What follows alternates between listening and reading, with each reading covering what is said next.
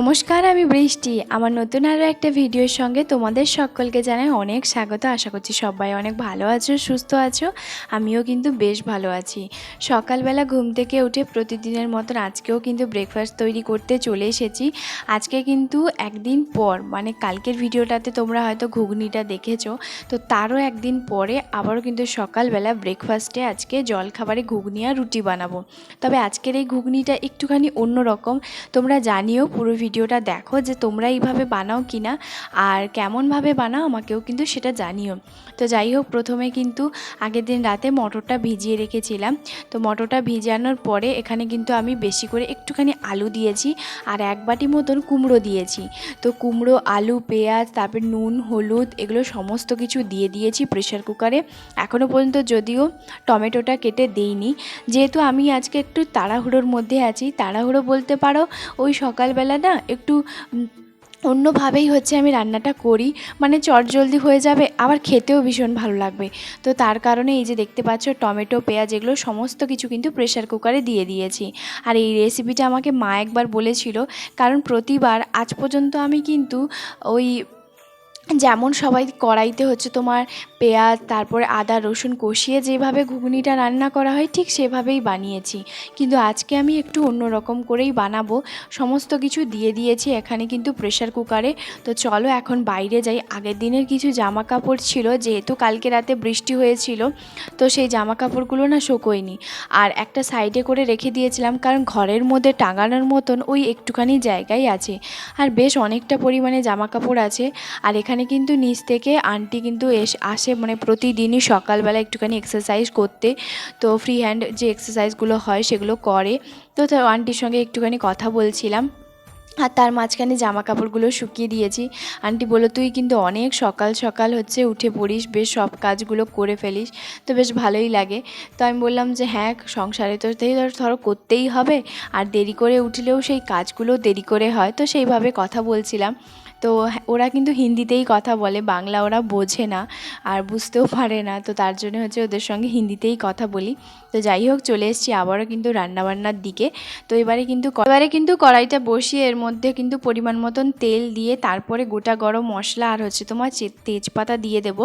তো যাই হোক, এরপরে তেজপাতাটা দেওয়ার পরে একটুখানি নাড়াচাড়া করে নেব, কারণ একটু গোটা যে গরম মশলা যে একটা গন্ধটা না, ওটা বেশ ভালোই লাগে। আমি যখন রান্না করি, ও পাশ থেকে তোমার কি বলে জানো তো, যে এই সকাল সকাল তোমার এই রান্নার যে গন্ধটা এত ভালো লাগে, সে আর কি বলবো, আমার মনে হয় ঘুম ভেঙে যায় এরকমটায়। তো ভীষণ ভালোও লাগে। তো যাই হোক, এখানে কিন্তু আমি চলে এসেছি। প্রেশার কুকারে যে মটর, আলু, কুমড়ো দিয়েছিলাম, এগুলো কিন্তু বেশ ভালোভাবে সেদ্ধ হয়ে গেছে। তো এবারে কিন্তু একটা চামচ দিয়ে ভালো করে ঘেঁটে নিচ্ছি, তার একটাই কারণ, যাতে একটুখানি গ্রেভি হয়ে যায়।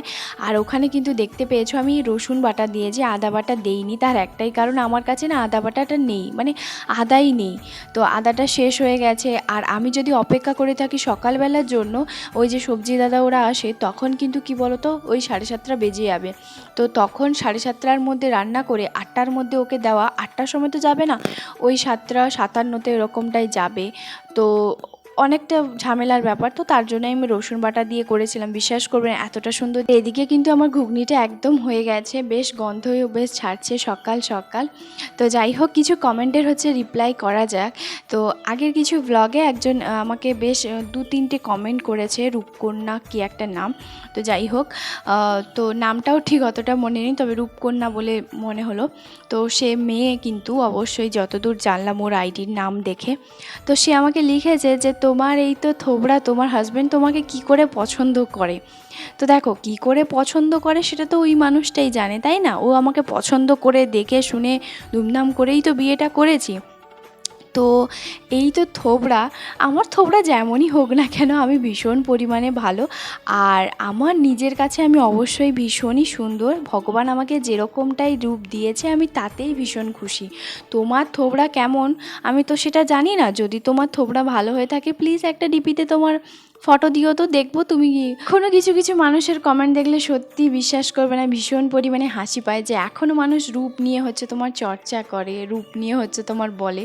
তো যাই হোক, তোমার মন হয়তো একদমই কুৎসিত, যতদূর তো বুঝলাম। তবে রূপ তোমার যাই হোক না কেন। তো তারপরে আবারও একটা কমেন্টে করেছে যে আমাকে দেখলে নাকি গা জ্বলে। তো বিশ্বাস করো, তুমি তোমার গা কেন জ্বলাচ্ছ আমাকে দেখে? প্লিজ, তোমার সুন্দর এই চেহারাটা প্লিজ তুমি আমাকে দেখে জ্বলাও না, কারণ যতটুকুনি আছে সেটাও পুরো জ্বলে একদম ছারখার হয়ে যাবে। প্লিজ জ্বলাও না, ঠিক আছে? তো ভিডিও না দেখবে না দেখো, কোনো অসুবিধে নেই, কিন্তু প্লিজ তোমার গাটা জ্বলাও না, কারণ ভগবান সবাইকে হচ্ছে তোমার সুন্দর করে পাঠিয়েছে। কেউ কাউকে দেখে যে জ্বলে যাচ্ছ এটা কিন্তু ঠিক না।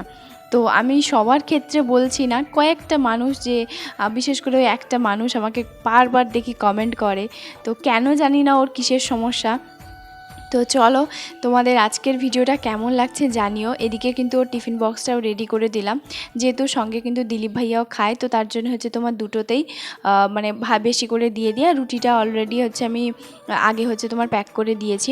তো যাই হোক, এদিকে কিন্তু তারপরে আমি চলে এসেছি বাসনপত্রগুলো ধুতে, কারণ ওদিকে আমার সমস্ত কিছু তো করা হয়ে গেছে। এরপর টুকটুক করে যে সকালে যে বাসনগুলো ছিল সেগুলো হচ্ছে তোমার ধুয়ে মুছে পরিষ্কার করে নেব। এই সকালবেলার দিকটাতে একবার ঝামেলা ধোয়া, তারপরে পরিষ্কার করা, এগুলো তো হয়েই গেল। তারপরে আবারও আসবে দুপুরবেলা, তো কতটা ঝামেলা, কতটা বুঝতেই পারছো। তো এরপরে পুরো রান্নাঘরটাকে বেশ ভালোভাবে পরিষ্কার করে নেব। কেন বলো তো? কারণ ওই যে রুটির যে গুঁড়োগুলো না, ওইগুলো মানে আটার যে গুঁড়োটা সেটা বেশ চারদিকে তো পড়ে, তো সেই গুঁড়োগুলো হচ্ছে তোমার আবারও হচ্ছে তোমার রান্না করতে গেলেও একটু অসুবিধে হয়, তার জন্য আবারও ভালো করে মুছে নিলাম। তো দুধটা হচ্ছে এখনও পর্যন্ত কিন্তু গরম করিনি, এবারে গরম করব। তো তার আগে ভাবলাম যে ঘরটা ঝাড় দিয়ে দিই, যেহেতু ও হচ্ছে এখনও পর্যন্ত কিন্তু মানে বাজার থেকে আসেনি। তো বাজার থেকে যেহেতু আসেনি তার জন্য ভাবলাম যে এখন আমি ঝাড়টা দিয়ে দিই, তারপরে ও যখন এসে আবারও বেরিয়ে যাবে ডিউটিতে, তো ওই জন্যই হচ্ছে দেখতেই পাচ্ছ ঘরটা ভালো করে ঝাড় দিয়ে দিচ্ছি। আর আমার এই রুমটাতে না প্রচুর পরিমাণে ধুলো, আমি দিনে তো 2-3 বার ঝাড় দিই, তবুও প্রচণ্ড পরিমাণে ধুলো, কারণ হচ্ছে একদম রাস্তার সামনেই বাড়ি। তো এই রুমটাতে হচ্ছে তোমার ছাদের উপরে, তো পুরো হাওয়াটা একদম ঘরের মধ্যে আসে, আর হাওয়া হলে কতটা পরিমাণ নোংরা ঢোকে সেটা তো বুঝতেই পারছো। আমি কিন্তু প্রতিদিনই ঘর ঝাড় দেওয়া, ঘর মোছা এগুলো প্রতিদিনই করি। বিশেষ করে ঘরটা প্রতিদিনই মুছি, ঝাড় তো অবশ্যই দিতেই হবে, স্বাভাবিক, সকাল বিকেল দুটোবার। তবে ঘরটা কিন্তু আমি প্রতিদিন মুছি, ঘর না মুছলে না আমার কেন জানি না শান্তি হয় না। তো এদিকে কিন্তু দেখতেই পাচ্ছ ও কিন্তু, আমি যেহেতু ঘরটা মুছেছিলাম, ওর সাইড থেকে ব্যাগটা নিয়ে কোনো রকম চলে গেছে, কারণ ওই যে পাটা যে লাগবে না, তো সেই পায়ে কি বলো তো ছাপ ছাপ ওই থাকে না, তো তার জন্য। তো এদিকে হচ্ছে তোমার চিকেন নিয়ে এসছে, আর এরপরে কিন্তু আমি সোজা কিন্তু চলে এসেছি হচ্ছে তোমার চিকেনটাকে ভালো করে ধুয়ে নেব। আর আদা রসুনটা ওই যে বললাম না শেষ হয়ে গেছে, তো আদা রসুন চিকেন কারির মশলা এগুলো নিয়ে এসছে, তো সেগুলো হচ্ছে তোমার সব কিছু বের করে নিয়েছি। এদিকে কিন্তু আমি চান করে অলরেডি চলেও এসেছি, তারপরে ও চিকেনটা দিয়ে চলে গেছে তো অফিসে। তো যাই হোক, এখন ভালো করে চিকেনটা ধুয়ে নেব। আর কিছুক্ষণ যদি আমার মনে হতো আর কিছুক্ষণ যদি আমি ওয়েট করতাম না, তাহলে আমি একদম চিকেনটা ভালো করে ধুয়ে তারপরে যেতাম চান করতে। তো যাই হোক, চান টান করে সমস্ত কিছু কাজ করে চলে এসেছি সোজা কিন্তু চিকেনটাকে ম্যারিনেট করব। আর আজকেও চিকেনটা একটু অন্যরকম করব। তো খুব একটা বেশি যেভাবে আমি নর্মালি হচ্ছে পেঁয়াজকে আলাদা করে ভেজে, আদা রসুন আলাদা করে ভেজে, তারপরে হচ্ছে তোমার টমেটো কষিয়ে, মানে যেমনটাই রান্না হয় সেরকমটাই। তবে আজকে হচ্ছে কি বলো তো, পেঁয়াজ দিয়েছি এতে, আর সর্ষের তেল, নুন, হলুদ, লঙ্কার গুঁড়ো যা যা লাগে সেগুলো দিয়েছি। আর তারপরেই হচ্ছে কিন্তু ওই ভালো করে কষিয়ে মানে দাবিয়ে একটুখানি রেখে দিয়েছি। আর এরপরে জানো তো 3 পিস হচ্ছে তোমার রুটি আমার নিজের জন্য বানিয়ে নিচ্ছি। তো ওর জন্য তো হচ্ছে তোমার ওখানে দিয়ে দিয়েছি। তো তারপরে মানে আগের দিনে হচ্ছে তোমার ছিল, তাই আমি ভাবলাম যে ওটা কেন নষ্ট করব, কন্টেনারের মধ্যে একদম ঠিকঠাক আছে, যেহেতু ঠান্ডাটা আছে তার জন্য। তো ওখানে দেখতেই পাচ্ছ দুধটাও কিন্তু এক সাইডে গরম করে নিয়েছি।